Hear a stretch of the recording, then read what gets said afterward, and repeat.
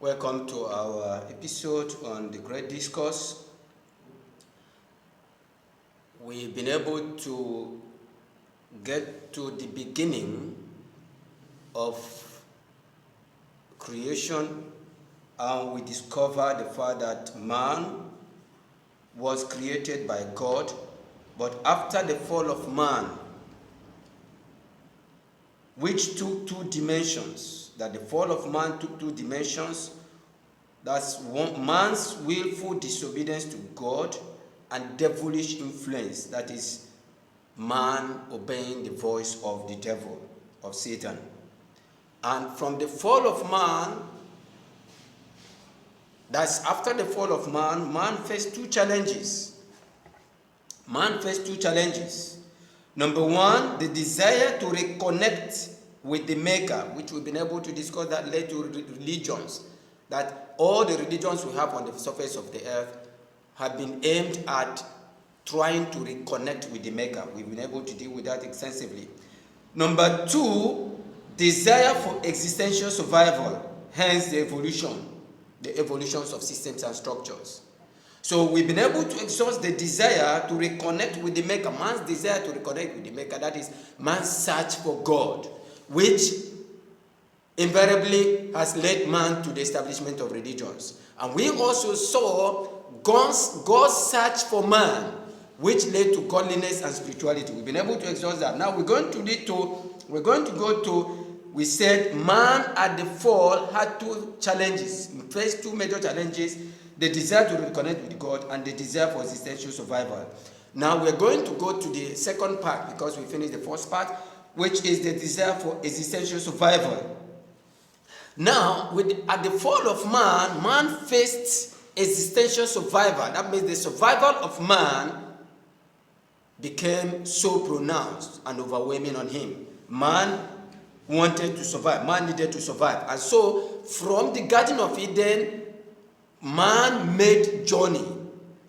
Man made journey in a bid to survive. So, there were two ways of movement, two journeys of movement that man made. Number one was the one from Africa spreading through to the rest of the world. That is the journey of expansion, the journey of spread. So man spread from Africa to the rest of the world. That was one part of the journey, one movement or one journey that man made. The spread or expansion. The second one was the journey of discovery, which was from other lands back to Africa. From other lands, that people from other lands came, visited Africa. That's what they call journeys of discovery. That in the course of the journeys of discovery, that the ancestral land faced colonialism and imperialism. They faced colonialism and imperialism. And so, you will discover that before that journey of discovery, that means they discovered, they saw that, but that's why we call it journeys of discovery. They discovered that there were lands. They discovered that there were empires, there were kingdoms that were established in Africa before those people came. And so Africa was more advanced, more sophisticated in weapons, in development than others. So the need for survival led to two journeys. Number one was the journey of spread, of expansion from Africa to the rest. Man moved from Africa to the rest of the world, establishing empires to the rest of the earth, establishing empires and establishing kingdoms. Okay, so let's look at that one. Now, in the course of this journey, we're taking the first journey, that is the journey of spread, the journey of expansion, which began from Africa. Now, in the course of this journey of expansion, there were no wars. There were no major wars. Man only wrestled with forces. Because before the fall of man, there were fallen angels. And these fallen angels that were chased out from the spiritual realm, now at their fall, took over a lot of areas, established their dominance, established their control on the surface of the earth. Before the spread of man. So these forces of darkness, these angelic beings, that had fallen had taken over territories, had been in control of territories, had taken over territories and been in control of these territories. There were principalities, there were powers, there were rulers of the darkness of this world, satanic beings that were in charge of areas on the surface of the earth that had been chased. Some of them hanged in the second heaven, some of them were chased to the sea, the waters, and some of them occupied the surface of the earth. And they were the ones that were principalities and powers all over the surface of the earth. And so what happened was, in the course of the journey of expansion from Africa, the journey of spread, that is the first lane of the movement. On the journey of expansion, there were no major physical wars. The human beings, human race that were moving only contested with forces of nature, with forces of darkness, with unseen forces. Okay? And so that's how they moved. Now, as they contend with these unseen forces, how did I told you? Because there were no human beings on other parts of the world.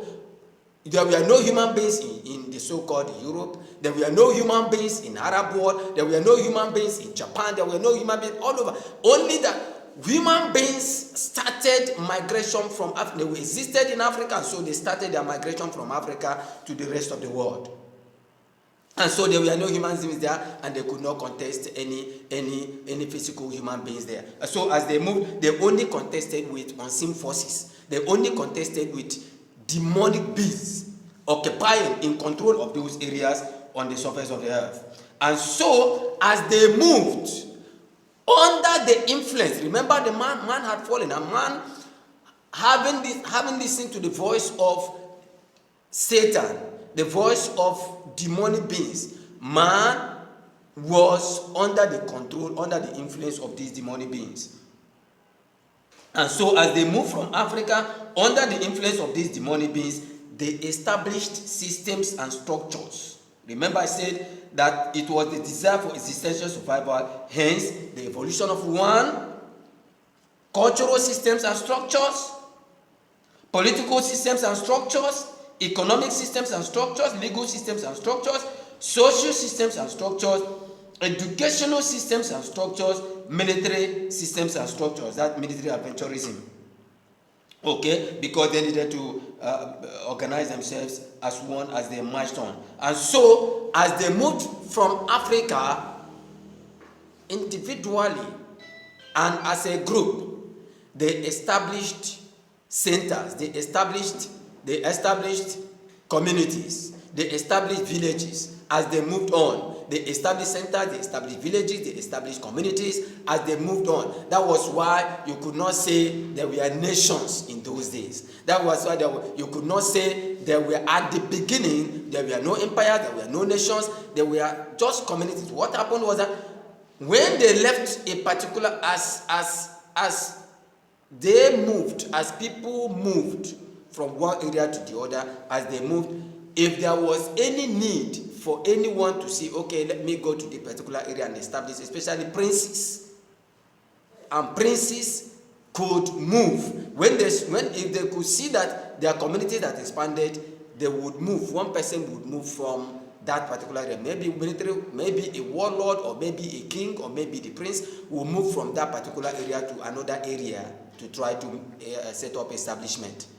And as they moved to another area, they had to appease, the same forces of darkness, the same being that spoke to man in the Garden of Eden, they had to communicate with that being in order to establish settlement in that area.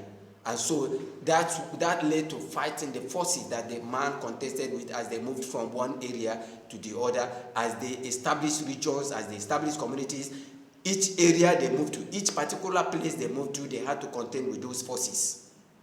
And those forces had to grant them access in that area to be able to establish their communities. So as they moved, they established these communities, they established these villages, and that's how they moved from Africa, stretching through, we called Africa because there were no areas called Africa at that time. That's how they moved from so-called Africa, and they moved to Europe, they moved to what we now call Europe, what we now call the whatever, and they partitioned all these things we called Europe and whatever. It was only by virtue of creation, by virtue of natural existence, like water that God created, like seas that God created, like vegetation that God created, and they moved into those areas. That's what partitioned communities, or what partitioned area from one area to another. Is either forest or rivers or oceans or mountains that partition one particular area to the other.